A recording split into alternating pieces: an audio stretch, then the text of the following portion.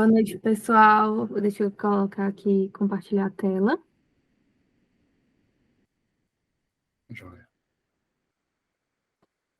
Então, hoje teremos 3 casos, né? O primeiro a Gisele vai apresentar. Ok, Gisele. Pode se apresentar aí e começar, tá? Por favor. Perfeito. Tá todo mundo vendo direitinho, ouvindo direitinho? Sim. Perfeito. Pessoal, boa noite. O meu nome é Gisele. Gisele Câmara, eu sou R2 de Radiologia aqui do ICEP, né? Que é do Instituto São Carlos. Vim apresentar hoje um caso que foi indicado pelo Dr. Daniel, a sessão de casos de neuroradiologia conjunto do HGF e do Hospital São Carlos, certo? Então, vamos iniciar. Esse caso é um caso de um paciente de 11 anos de idade, do sexo masculino. Ele procura uma clínica particular de Fortaleza para realizar uma ressonância dos ouvidos barra-mastoide para investigação de perda auditiva. Basicamente, foi toda a informação que a gente tinha no começo do caso, tá? E aí eu já vou ir para os exames de imagem, tá bom? Vai lá, pode continuar. Obrigado. Só para pontuar aqui os achados desse exame, né? Os condutos auditivos internos estavam assimétricos, tendo menor calibre à esquerda, com agenesia e hipoplasia do nervo coclear esquerdo, que justificou a perda auditiva de um dos lados, né? E aí, mas o que mais chama atenção, que é o nosso enfoque hoje, é essa lesão expansiva alongada, envolvendo os nervos os nervos cranianos, os pares não, né? Os nervos cranianos sétimo e oitavo à direita, com sinal intermediário em T1 e T2, sem realce ao contraste. A lesão ela tem início na zona de saída das raízes, estende-se no segmento cisternal, atingindo o segmento canalicular. E no segmento canalicular, a infiltração da lesão parece envolver principalmente o nervo vestíbulo coclear, aí o nervo facial e o componente vestibular superior estão aparentemente parcialmente preservados no segmento, e aí foi sugerido a considerar a possibilidade de amartoma glioneural, certo? E aí, falando brevemente sobre essa possibilidade do diagnóstico, né? Presume-se que sejam causados pelo desenvolvimento embriogênico anormal durante o arranjo do tubo neural e da crista neural, resultando numa lesão não neoplásica causada pela migração anormal das células pluripotenciais. Os amartomas do ângulo ponto cerebelar, o canal auditivo interno, são raros, como o professor falou, representam aproximadamente 0,1% de todos os tumores do sistema nervoso central. Geralmente são lesões benignas, de crescimento lento e raramente recorrem após a ressecção. Semelhante a outras lesões comuns da região, eles apresentam comumente sintomas de efeito de massa no complexo do sétimo e oitavo nervos cranianos, como perda auditiva, zumbido, comprometimento vestibular e cefaleia, como a gente vê, o paciente tinha perda auditiva, né? No entanto, o sintoma inicial pode ser disfunção do nervo facial ou neuralgia do trigêmeo. O diagnóstico pré-operatório preciso do amartoma costuma ser difícil e se mascaram como patologias mais comuns. Então, entre os diagnósticos diferenciais que a gente vai pensar nessa região, os tivanomas vestibulares, como o professor bem falou e o Everardo considerou, 80 a 90% dos tumores nessa região costumam ser tivanomas vestibulares. Também tem como diagnósticos diferenciais da área os meningiomas, o cisto epidermoide intracraniano e, nesse caso de lesões amartomatosas, ou amartomas lipomatosos. Certo. Ao contrário das neoplasias, nessa localização, o amartoma glioneural tem um sinal intermediário abaixo, com a substância cinzenta, em imagens polaradas em T1 e T2 sem contraste. Quando a gente compara com as outras afecções dessa região, né, o chivanoma vestibular tem um sinal intermediário abaixo em T1, no entanto, ele pode ser heterogeneamente hiperintenso em T2, e ele tem um intenso realce ao contraste, enquanto os amartomas são menos propensos a ter esse realce pós-contraste. O meningioma tem um sinal também intermediário alto em T2 e um realce geralmente intenso e homogêneo. Os lipomas, eles são hiperintensos em T1, porque eles são com o sinal da gordura, né? Então, eles podem ter ou não um realce, mas ele nas ponderações com saturação de gordura, com supressão de gordura, ele acaba saturando, né? Inclusive, falando um pouco em relação ao lipoma, é importante a diferenciação radiológica pré-operatória do amartoma lipomatoso com o amartoma glioneural, porque, uma vez que o nervo coclear está mais em perigo durante a remoção cirúrgica do amartoma lipomatoso, por causa que a identificação da borda do tumor é pobre, há sempre uma aderência densa das estruturas neurovasculares, então o cirurgião ter essa informação de antemão acaba sendo muito importante, certo? Aqui na imagem a gente vê na imagem A uma imagem de ressonância axial em T2, B em T1 pré-contraste, e C e D axial e coronal em T1 pós-contraste, que demonstram essa lesão isointensa em T1 e T2, né, circulada em azul, né, sem realce ao contraste, localizada anteriormente no conduto auditivo interno, certo? Não tem nenhuma evidência de remodelação óssea significativa ou expansão do conduto auditivo interno. Aí, no caso, é um exemplo de artigo do amartoma glioneural do conduto auditivo interno. E só para pontuar sobre o tratamento, né, pequenas lesões assintomáticas ou identificadas incidentalmente podem ser monitoradas. Por outro lado, lesões atípicas ou sintomáticas podem justificar a ressecção cirúrgica para diagnosticar e preservar a função do nervo craniano, certo? E aí é basicamente isso, né? Pontuei assim brevemente o geral desse diagnóstico bem raro, mas que o professor Daniel acabou se encontrando por aí. Espero que tenham curtido. Isso aí, parabéns, Gisele, pela apresentação. Pois é um caso bem raro, né? Um desses artigos aí, eu acho que esse da esquerda, fala que nessa topografia tem 11 casos descritos na literatura só, né? Uhum, E, assim, a gente só não pode publicar porque a gente não foi operado, o paciente, né? Pelo menos até onde a gente sabe, não foi operado. Então, não tem como a gente publicar sem operar. Mas não tem outro diagnóstico aí, né? uhum, Então, mas vamos seguir aí esse paciente. Se voltar aí para fazer um controle e eventualmente operar, a gente pode até pensar em publicar. Ok. Parabéns. Vamos seguir. Quem quer ser o próximo? Ruby ou Everardo? Posso ir, professor? Vamos lá, Everardo. Bora. Pode Vou compartilhar. apresentar.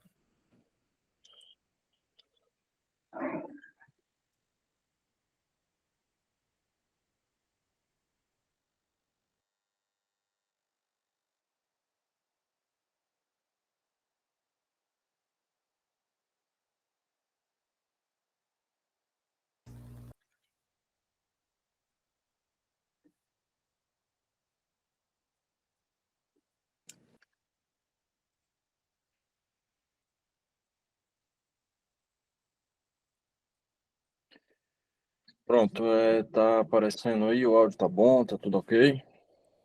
Tudo ok. Beleza. Então vamos lá. Para quem não me conhece, meu nome é Everardo, sou R3 do HGF e a gente pegou esse caso no começo desse mês. Eu errei só a data aqui porque é desse ano, né? Mas enfim. A gente pegou esse caso interessante no começo desse mês, com o Dr. Daniel. Iniciando pela história clínica. A MRS, paciente do sexo feminino, 40 anos, foi internada no dia 3/10 de 2022. Tá. Ela é acompanhada no ambulatório da neurocirurgia. No momento da internação, ela se queixava de cefaleia à direita, pulsátil diária e crônica. E aí ela teve uma piora importante dos sintomas e foi optado pela internação hospitalar. Ela fazia uso do fenobarbital de 100 miligramas de 12 em 12 horas, porque além dessa queixa que ela teve no momento da internação, ela também tinha muita crise convulsiva. Não há relato de comorbidades. O exame físico não tem nada de alteração, não tem déficit neurológico focal, então vou passar para não. Exames complementares também, que foi coletado da paciente, também não tinha nada muito alterado, mas foi feito todo esse screening de exames laboratoriais. E aí foi realizado uma TC e um RM na admissão, que eu vou mostrar aqui para vocês. Opa. Pronto. Primeiro, no dia 4/10, foi realizado a ressonância. E, na realidade, a TC foi feita no pós-operatório. Então, vou passar aqui o flare para mostrar um pouco.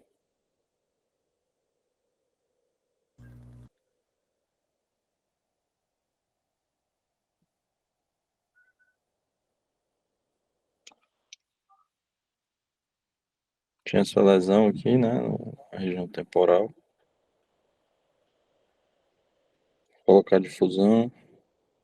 Coloca o T1 também, por favor. Alguém quer dar uma sugestão aí? Se é um tumor, se é uma infecção?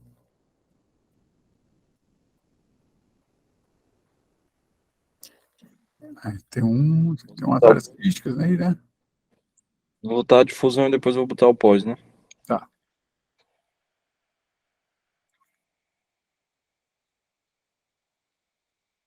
Só o pós agora. SWI. Tinha nada muito. Só o pós agora. Tá aqui.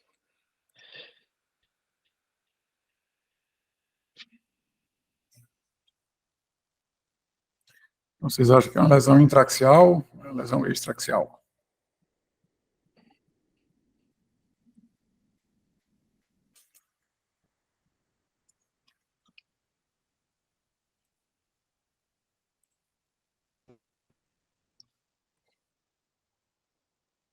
Parece intra, né? Então, lesão temporal com componente cístico, né? E um componente sólido.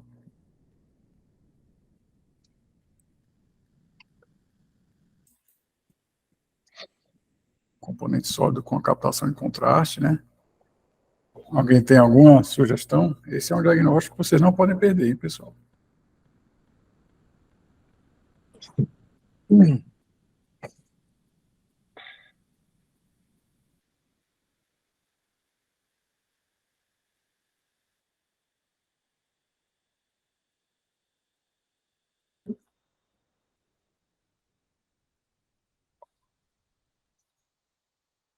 Então, parece um tumor, né? Qual o tumor sólido cístico do lobo temporal? Paciente jovem, né? 41 anos.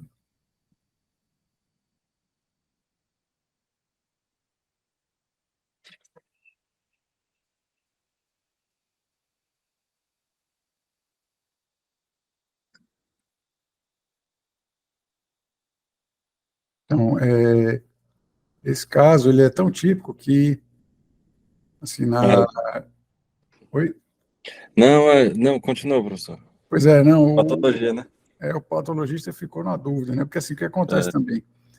A gente tem a impressão que o patologista recebe ali a lâmina e em 5 segundos ele dá o diagnóstico, mas não é bem assim, né? Às vezes se parecem, né? As lesões lá no histopatológico e até mesmo na imunistoquímica, elas têm alguma sobreposição, então o cara às vezes fica meio perdido, se não tiver nada de dado clínico, nem de assim, tumor cerebral, o cara fica sem saber para onde correr. Às vezes vai pouca história, né? Exatamente. E aí, nesse caso, o patologista... Eu tinha pensado no ganglioma, mas por esse componente só cisto, né, com esse nódulo aí. Pronto, o ganglioma poderia ser, porque ele é um tumor sólido cístico, um tumor glioneural, né? Geralmente ocorre um pouco mais jovem, né? E é uma história mais crônica, né, de epilepsia. Né? Esse já não foi uma história tão crônica assim, era mais uma cefaleia, que começou recentemente. Então, assim, os tumores neurogliais, né, eles têm uma história mais arrastada, mas assim, entra no diferencial, certamente, né? É um dos diferenciais. E o Vinícius também deu uma hipótese aí. Acertou ele? É que eu não tô vendo, não. Acertou. Boa. Beleza, então. Aqui é no pós-operatório, né? Fez a cirurgia e... Se o Vinícius quiser se manifestar aí por que ele deu essa hipótese aí, pode falar.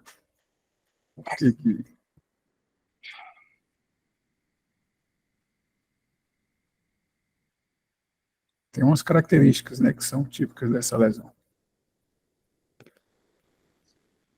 Mas vai lá. Pode prosseguir aí, vai lá. Vou continuar. Opa.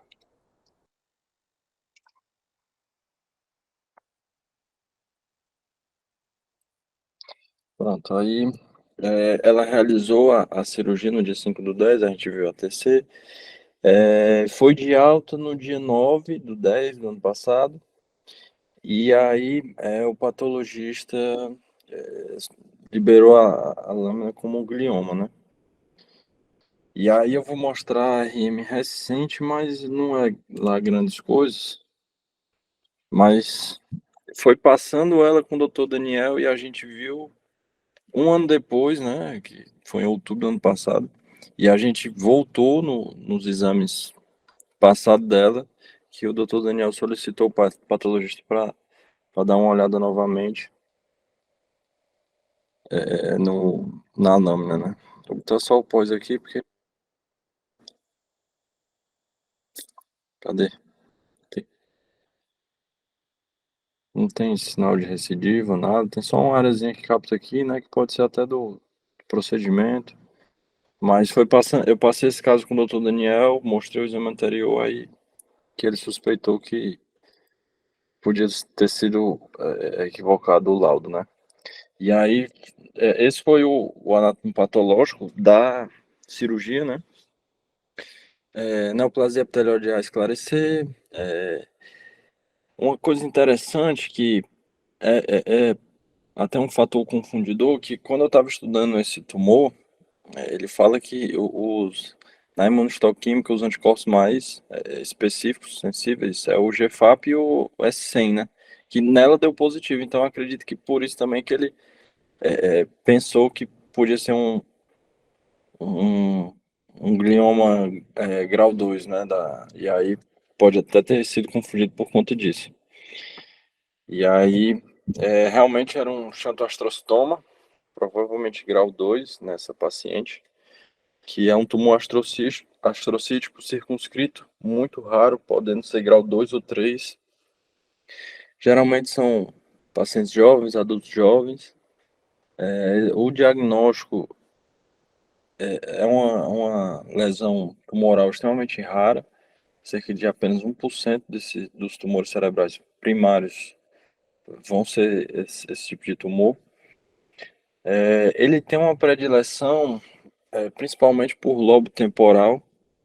No artigo que eu li, ele falava que praticamente metade dos casos já descritos na literatura, que não são muitos, são de acometimento no lobo temporal e raramente se observa no tálamo, cerebelo e em outras localizações são mais atípicas. O aspecto clínico mais prevalente, ou seja, que tem na grande parte dos pacientes, é síndrome epiléptica, exatamente por conta da localização dele, que se localiza no lobo temporal. Então, ele é um foco epiléptico importante.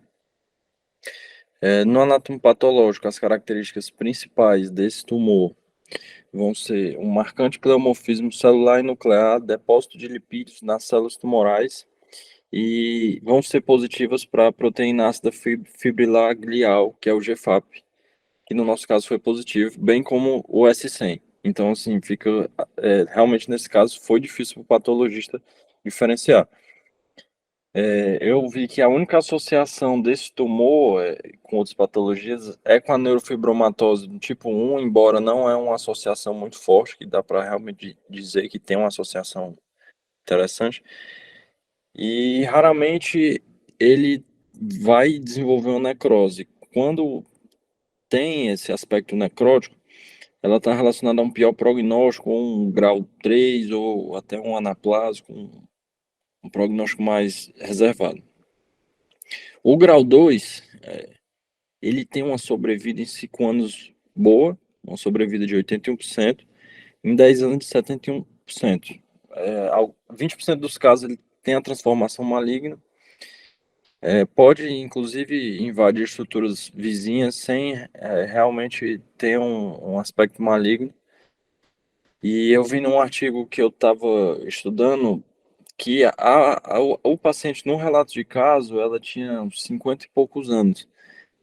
E aí ele fez uma revisão de literatura que, geralmente, quando os indivíduos são mais velhos, o prognóstico é bem pior. Eu acredito que porque ele tem uma transformação maligna mais acentuada. Mas ele falava isso no artigo, que quanto mais velho fosse o diagnóstico, mais difícil é o tratamento. Aí o grau 3, que basicamente ele se distingue do grau 2 pelo prognóstico. É um prognóstico bem pior e a sobrevida é de 40% a 50% em 5 anos. Tratamento. Sempre que possível, devemos optar pela cirurgia radical, uma vez que a sobrevida nos pacientes com tumores que não apresentam necrose, quando eles são submetidos à ressecção completa, a sobrevida deles é maior do que os indivíduos submetidos à ressecção parcial, exatamente por conta que a quimio-rádio não é muito satisfatória nesse tipo de tumor. Então, por ele ter uma alta taxa de recorrência e não ter uma resposta muito satisfatória à quimio-rádio, geralmente a opção é a ressecção completa. Porém, existem casos que é difícil a excisão cirúrgica, porque no lobo temporal, na localização, por exemplo, que a gente, do nosso caso, não é uma abordagem cirúrgica tão difícil, mas em situações em que o tumor tem uma localização mais atípica, pode-se fazer uso dessas ferramentas terapêuticas para tentar diminuir a recorrência ou diminuir o tamanho da lesão. Agora, o que mais interessa para a gente são os aspectos radiológicos. Como o Dr. Daniel falou, ele é um tumor, né? Uma lesão que tem um componente sólido marcante e um componente cístico marcante. Esse componente sólido ele vai ser caracterizado por um ISO barra hipointenso em T1. No nosso caso estava mais ou menos ISO. E esse componente cístico, como a gente sabe, como vai ser um componente cístico, ele vai ser hiper em T2 flare, só que ele vai ser um pouco mais hiper do que o líquor por conta do alto teor dele de proteína. Aí, essa parte é bem interessante porque uma das coisas que ajuda a gente a pensar nessa neoplasia, além da localização, é o realce pós-contraste marcante, né? Tem um realce pós-contraste muito marcante somente no componente sólido. E aí, outro aspecto importante é que ele pode ou não ter edema vasogênico, porque ele é um tumor com crescimento lento. Nem sempre ele vai ter aquele crescimento acelerado com edema vasogênico exuberante. Então, pode ter essas duas apresentações.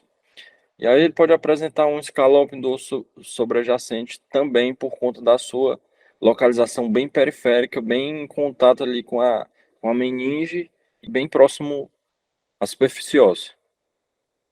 Outra coisa que a gente pode fazer para diferenciar esse tumor de outras neoplasias, ele pode envolver, né, a meninge, né, pode ter um envolvimento dural reativo, que aí pode apresentar o sinal da cauda dural, né?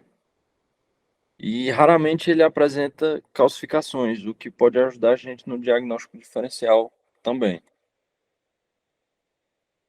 Os principais diagnósticos diferenciais dessa neoplasia são o ganglioglioma, que acredito que foi o que a Ilzane até comentou, que é um diagnóstico diferencial.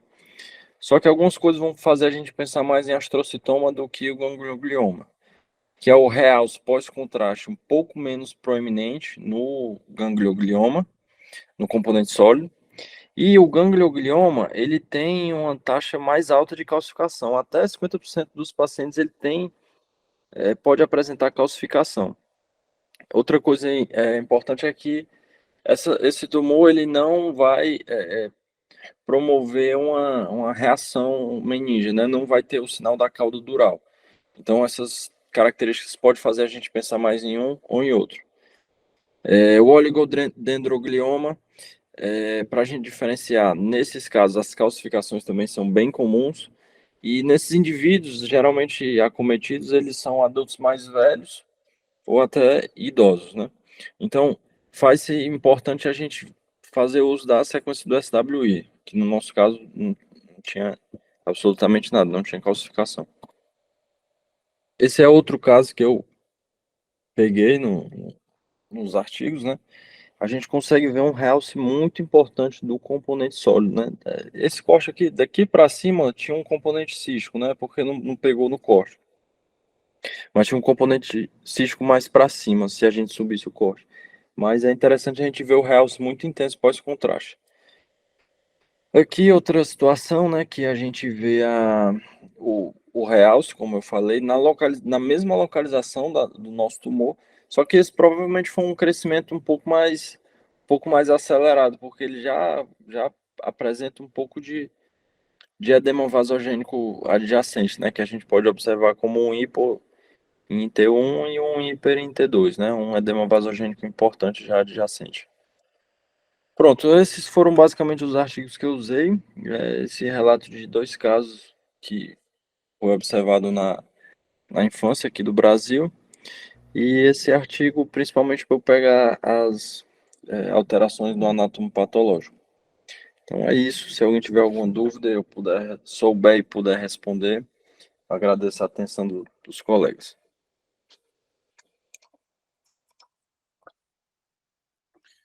Beleza, Everardo, parabéns pela apresentação, pelo caso, e parabéns aí ao pessoal que participou também. Vamos em frente. O último caso desta noite é do Rubi, está por aí? Oi, professor, estou aqui. Beleza. Já pode compartilhar aí, Rubi, se apresenta e pode começar. Compartilhar aqui, professor. Tá joia.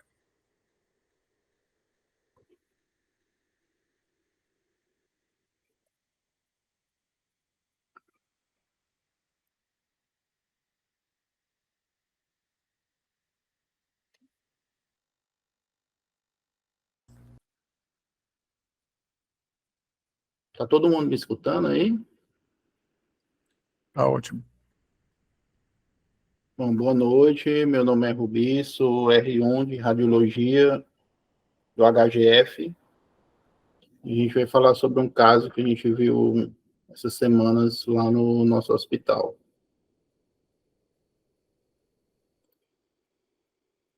Um pouquinho, aqui o resumo clínico: uma paciente de sexo feminino, 73 anos. Ela está em internação hospitalar datada do dia 7/9. Como antecedência patológica, ela relatava só osteoporose, hipotireoidismo e fazia uso domiciliar de purando, loxetina e alendronato. Negava alergias. Bom, a história da doença atual, ela refere que há 3 meses da admissão, acordou no IJF após uma queda da cama em sua residência, tendo recebido o diagnóstico de TCE. Posteriormente, foi encaminhada para acompanhamento no Instituto Sara, porque ela, após a queda, permaneceu com alguns sintomas cognitivos, principalmente de memória, e fez consultas com neuro, com geriatra na época, e apresentou piora das queixas, então foi encaminhado lá para o SARA para fazer acompanhamento, e ela só evoluiu com piora dos sintomas cognitivos e começou a apresentar alterações motoras, principalmente em dimídio esquerdo, desculpa. Bom, esses exames aqui que eu coloquei, eu não tenho as imagens, mas são exames externos que foi realizados na época, né? A TC de crânio do dia 26/6 foi laudada só com alterações do crânio do idoso, né? Sem outras alterações que chamassem atenção. E a ressonância do dia 29/6 veio um hematoma intraparenquimatoso com epicentro no giro frontal superior à direita, de aspecto tardio e múltiplos focos com intencinal difusos pelo parênquima compatíveis com microhemorragias.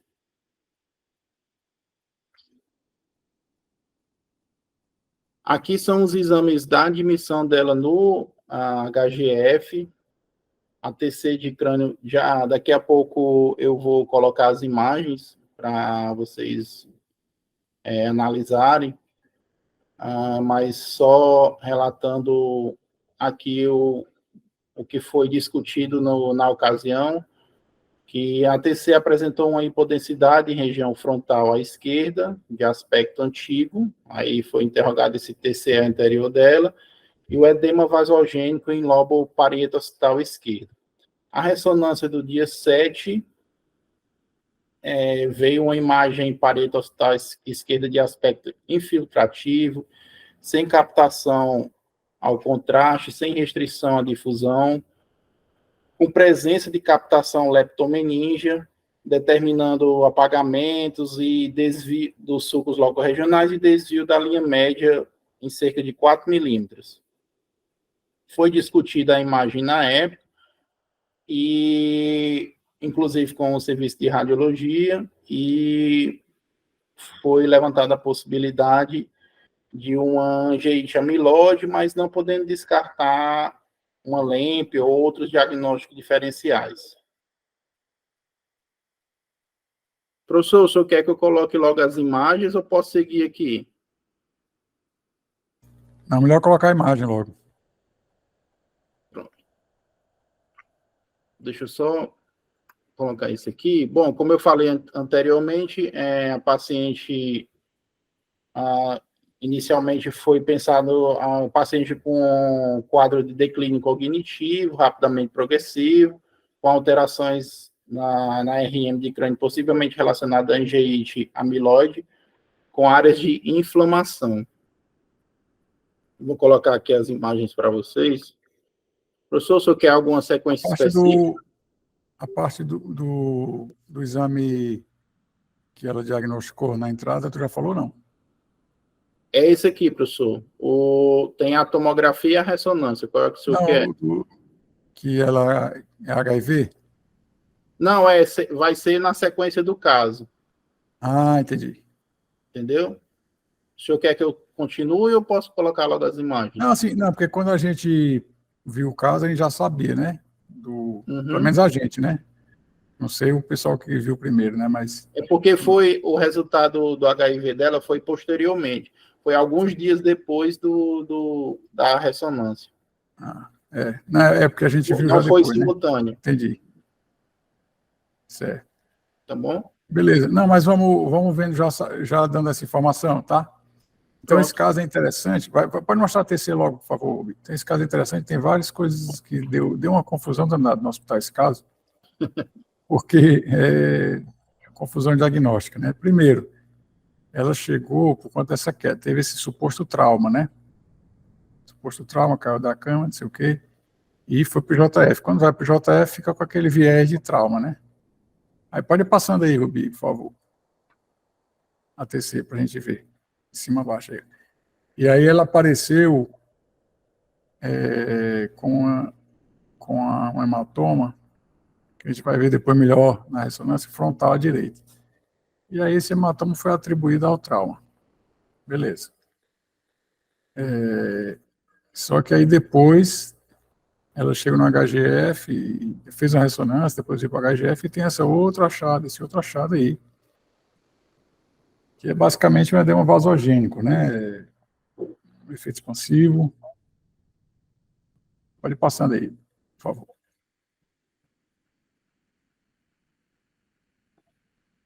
Isso, aí pode subindo agora.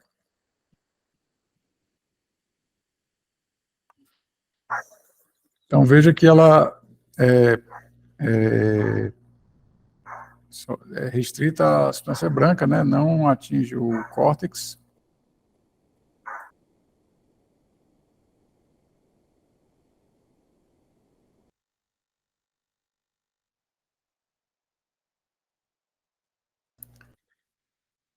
Então, assim, não é... E tem outra também frontal à esquerda, né? Não é só parietal à esquerda.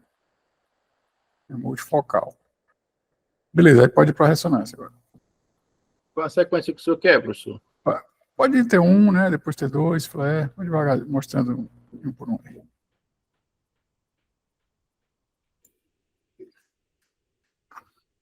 Começar por T1. Tá.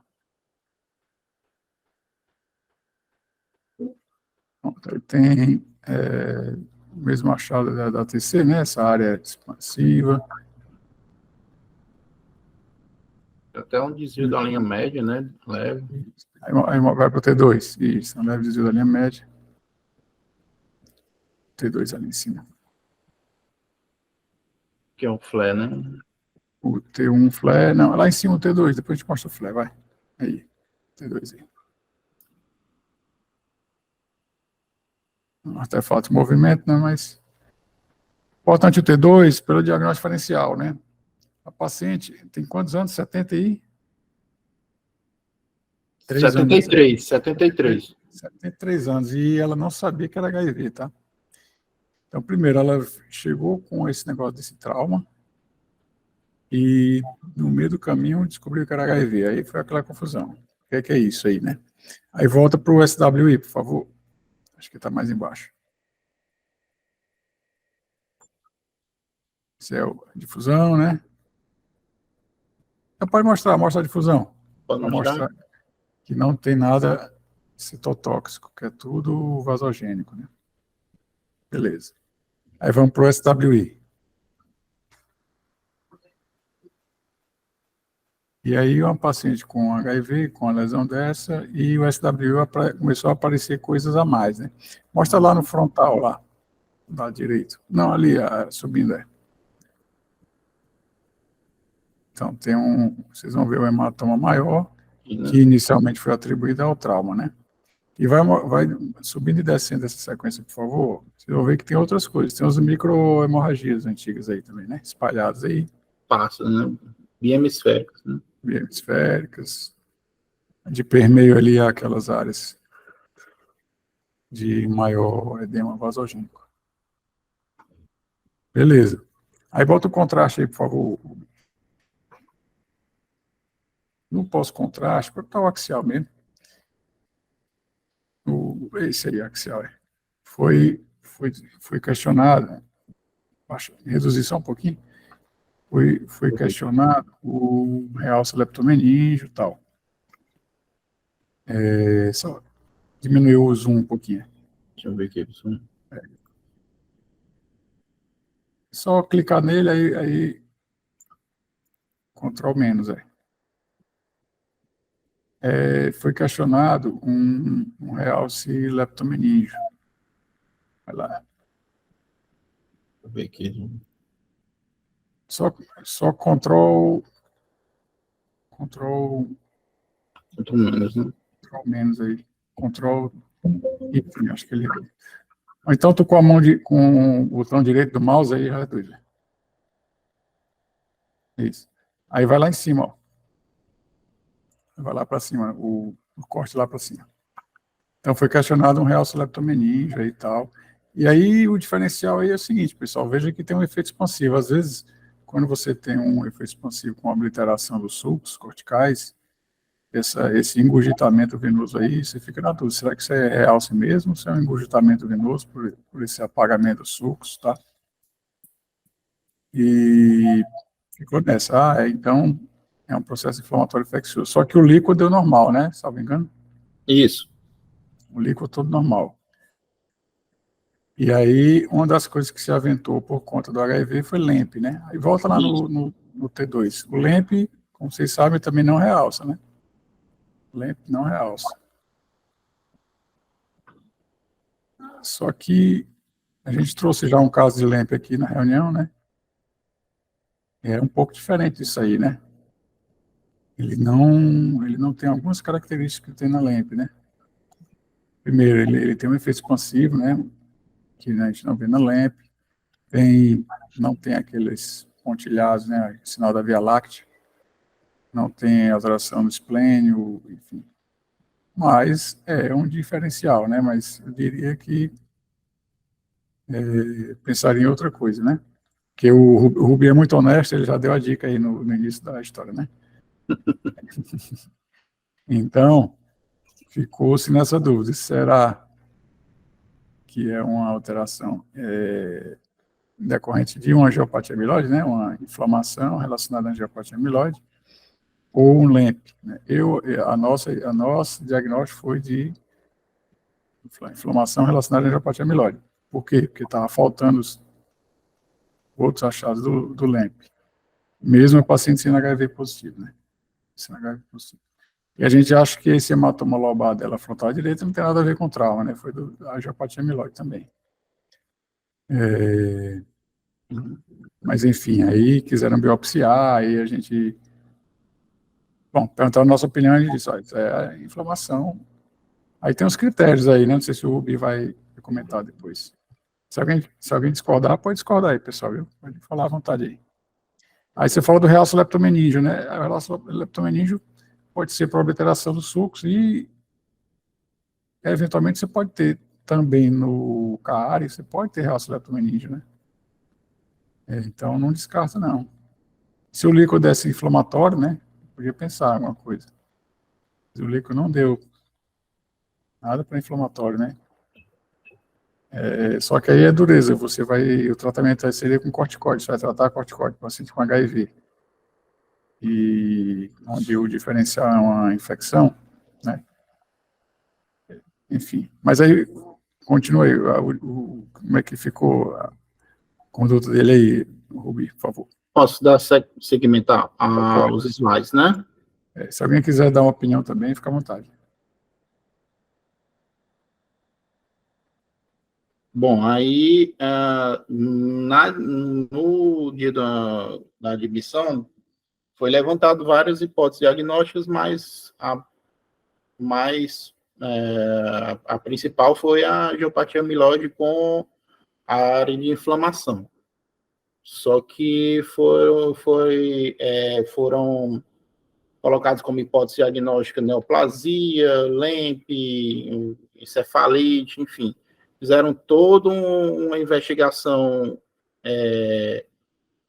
na paciente. Eu coloquei só alguns exames aqui, mas a paciente fez exame de imagem, fez endoscopia, colonoscopia, e fez dois licos que foram inocentes, até o PCR multiplex também sem patógenos, só que nas sorologias foi descoberto um HIV na paciente.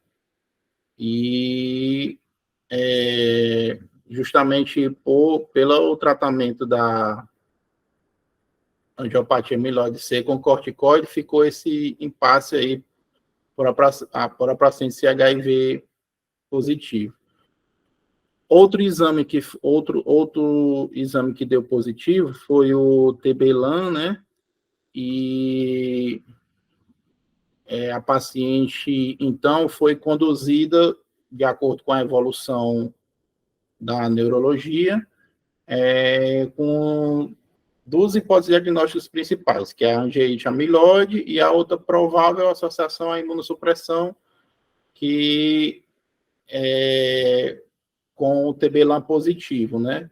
Então, foi optado por manter a paciente em tratamento para TB, ela está fazendo uso do RIP, e é associado à corticoterapia, visando cobrir também o sistema nervoso central.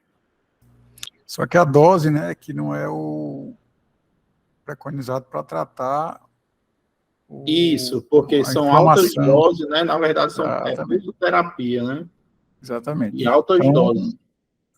A gente não espera ter uma resposta, porque é uma lesão que responde bem ao corticoide, mas em altas doses. Então, eles não tiveram tiveram a cautela de não fazer esse corticoide alta dose, porque poderia ser TB. Esse TB aí é na urina, né? Não é no líquido. Isso, No líquido deu negativo, o Gene Expert deu negativo Isso. no líquido também, né? Isso.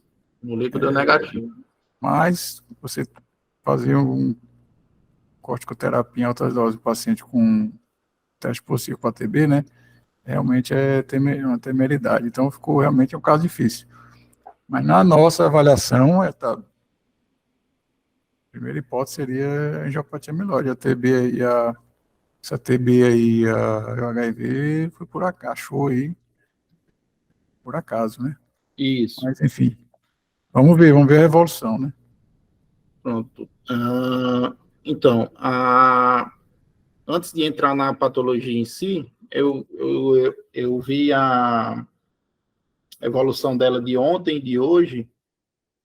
Com o tratamento proposto, a paciente está com uma melhora da cognição e do déficit motor de mídio esquerdo, mas ainda mantém o déficit.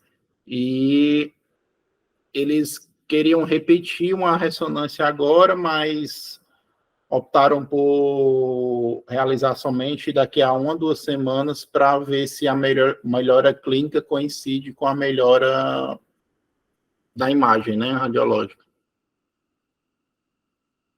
Bom, então, a nossa patologia é a angiopatia amiloide cerebral, associada ao componente inflamatório, que é um distúrbio imunomediado do sistema nervoso central, caracterizado por uma resposta inflamatória à deposição de beta-amiloide nas paredes dos vasos cerebrais. O diagnóstico presuntivo é baseado em dados clínicos e de neuroimagem, como a nossa paciente, né? Mas o diagnóstico definitivo é histopatológico, que foi descartado pela neurocirurgia de acordo com a evolução no prontuário da paciente. Existem uns critérios diagnósticos para angiopatia amiloide sem necessidade da realização da biópsia, né? Que existem os critérios possíveis, que é uma idade acima de 40 anos, pelo menos uma das características clínicas não diretamente atribuíveis a uma hemorragia intracerebral aguda, tipo dor de cabeça, diminuição da consciência, mudança de comportamento, sinais neurológicos focais e convulsões. A ressonância magnética evidenciando essa alteração, principalmente na substância branca. E aquelas lesões hemorrágicas, né, microhemorragias. E com relação ao tratamento, apesar da falta de um protocolo de tratamento padrão, a terapia imunossupressora é a base do tratamento.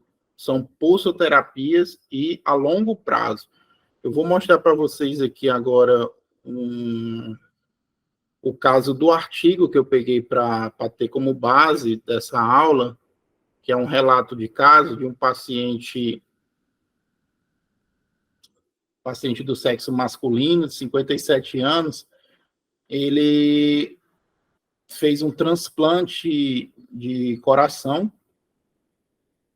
e após evoluiu com infecção de corrente sanguínea e depois começou a apresentar inicialmente só alterações de vômitos, vertigem. Essa ressonância magnética aqui foi no começo dos sintomas, mas a gente já pode ver áreas de hipersinal aqui na região parental, pegando também um pouco de substância branca. Vê que na imagem com contraste não tem nenhum realce, e na sequência SWI a gente já vê os focos de microhemorragias. Essa imagem do lado aqui, a gente já vê com 3 semanas de evolução, o paciente evoluiu com piora, principalmente da parte sensitiva e motora, e a gente já vê uma lesão maior, pegando uma região parieto, occipital, permanece sem realce de contraste, e as lesões de microhemorragia na sequência SWI. E aqui, depois de 1 mês de pulsoterapia com corticoide em altas doses, a gente já vê a melhora da lesão, principalmente aqui na região parietal, e uma fase com contraste sem evidência de captação. Aqui é a referência, o artigo que eu usei como base para essa aula. E é isso, pessoal. Obrigado. Beleza, parabéns, Rubi. Foi muito boa a apresentação. Foram 3 casos hoje, né, que a radiologia foi fundamental, né? Então, é importante quando a gente tem a certeza absoluta, a gente nunca tem, né? Mas quando a gente tem uma certeza quase absoluta, a gente tem que colocar isso, né? Porque muda a conduta dos pacientes, né? Teve o caso inicial, que foi o paciente não fez biópsia, mas a gente praticamente a ressonância deu diagnóstico. O outro suscitou uma mudança uma revisão de lâmina, né? O xantoastrostoma pleomórfico. E esse que eles evitou uma biópsia, ela ia ser biopsiada, não foi biopsiada, que a gente sugeriu que era idiopatia amiloide. Então, tratando para TB, porque o teste deu positivo, mas, enfim, a gente ainda acha que e sustentou aí essa hipótese, né? Ok? Tem os critérios, existem os critérios da angiopatia amiloide, né? E existem os critérios da inflamação associada. Eu vou ver se eu acho o artigo, eu vou mandar nos grupos para vocês, tá? Os critérios do CARI, especificamente, que é clínico radiológico, né? Não é só radiológico. Mas eu vou ver se eu acho e coloco aqui boto aí nos grupos, tá?